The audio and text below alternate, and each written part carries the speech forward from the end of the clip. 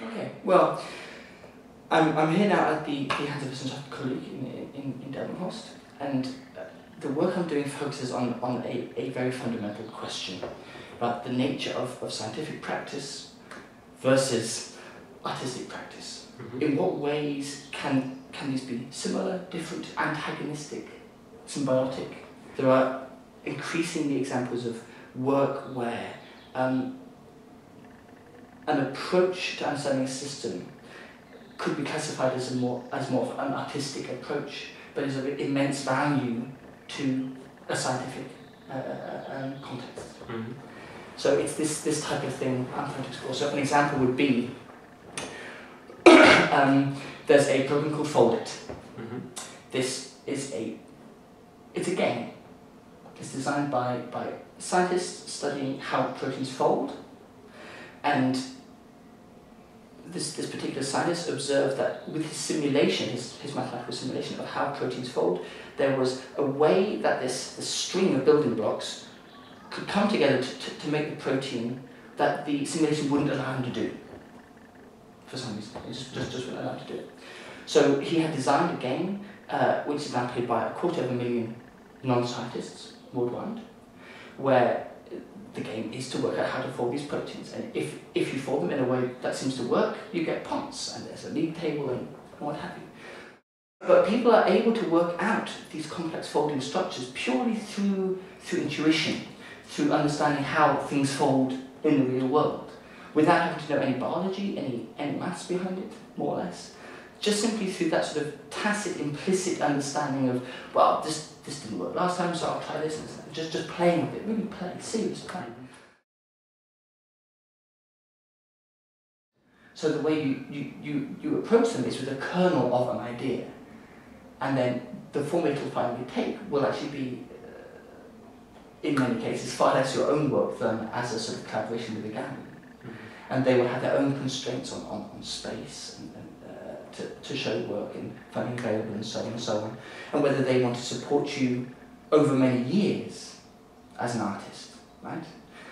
Successful artists have their galleries that support them, mm-hmm. financially, in terms of exhibition space, in terms of working on new collaborations, which is nothing like applying for funding from, say, some institution or some foundation. So there are very different ways of conceiving of projects, getting money, building projects, and depending on what you want to do, different sources will do different things. So a lot of what I do apply for is small pots of money from specific institutions I'm involved with. So overall, I try to cover living expenses, working expenses, project money from different sources, and try to coordinate them all at the same time. And then depending on how this goes, I will. In England, they have quite a few sources available for art science work. The Wellcome Trust, for example, provides many millions a year for education in science and art science projects. But there are obviously certain constraints on, you have to be living in the country, or you have to have an association, and so on and so on. So I'm now currently working out how I can sort of get into that. So again, it depends on which institutions you're involved with, it depends which country you're living in, it depends whether the university systems of that country have any interest in this type of sort of interdisciplinary study, and it varies immensely from the States to Germany to creating artworks where you're not embarrassed to talk about some sort of educational values, some kind of learning value, where you actually start thinking about hypotheses, where you start thinking about what it is this work specifically teaches you about the world. Not in sort of traditional scientific terms, but in another way. And these are the two. This connection is something which is sort of emerging more and more. There's more talk about artistic research, for example. No one is entirely clear what artistic research is, but many people are doing it. And these are artists who who want to use the art to do something, not in a sort of utilitarian way, right? I want to quantify how this behaves if I change this variable and so on. So, for example, a bit of an extreme example, but nonetheless an example.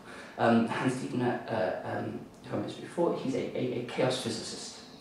And he came up with this notion of performative science, which is really what I'm trying to work on. With chaotic systems, there are certain systems you just cannot quantify. You cannot come up with some neat equation, some neat analysis that describes exactly how this system works. So he developed, as part of his physics research, essentially an art installation, where you experience this chaotic system by actually visualizing it and seeing that it's never the same, it's always different, it's constantly changing. Really playing with that. But actually having that as the outcome of a scientific paper, which more or less says, this is a system we can't define, we can't quantify. Every single researcher who looks at this installation and plays with it will come out with a totally different experience, will interpret it in a different way, it'll impact their own thinking in a different way. This is acknowledging that there really are things we don't know. There are things we can't quantify, and that so much of how research progresses is based on gut feeling and intuition and just a sense of, well, from this installation, this is what I believe, this is what I think is going on. I wonder if that's something I should follow up.